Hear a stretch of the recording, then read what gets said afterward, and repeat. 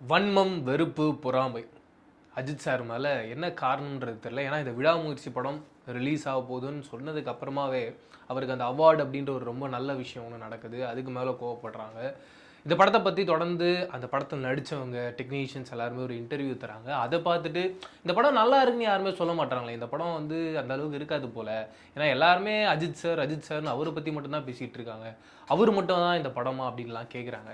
என்னோட ஒரே ஒரு பதில், நம்ம எதுக்காக அந்த படத்தை பார்க்க போகிறோம்? ஒரு ஃபேன் பாயா அஜித் சாருக்காக மட்டும்தான். அண்டு அஜித் சார் ஒரு முடிவு எடுத்தாருன்னா அதில் கண்டிப்பாக மிஸ் ஆகாதுன்றது தான் நம்ம இது வரைக்கும் அவருடைய படங்கள் மூலயமா பார்த்துருக்கோம். அப்படி இருக்கும்பொழுது விடாமுயற்சியை பொறுத்த வரைக்கும் பிரேக் டவுனோட ரீமேக்காக எல்லாருமே பார்க்குறாங்க. இன்னொரு பக்கம் மகிழ் சார் என்ன சொல்கிறாரு, இல்லை இது ஒரு எக்ஸ்டெண்டட் படமாக தான் இருக்கும். ஏன்னா பிரேக் டவுனை பொறுத்த வரைக்கும் ஒரு 1 hour சப்ஜெக்ட் தான், ஒரு 1.5 hour தான் அது கிரிப்பிங்காக இருக்கும். அண்ட் இதில் வந்து நாங்கள் 2 hours 30 minutes படம் பண்ணியிருக்கோம். அது நார்மலாக இருக்காது. அதை தாண்டி இதில் ஒரு ஃப்ளாஷ்பேக் போர்ஷன்ஸ்லாம் இருக்குது அப்படின்றத எக்ஸ்பிளைன் பண்ணுறேன்.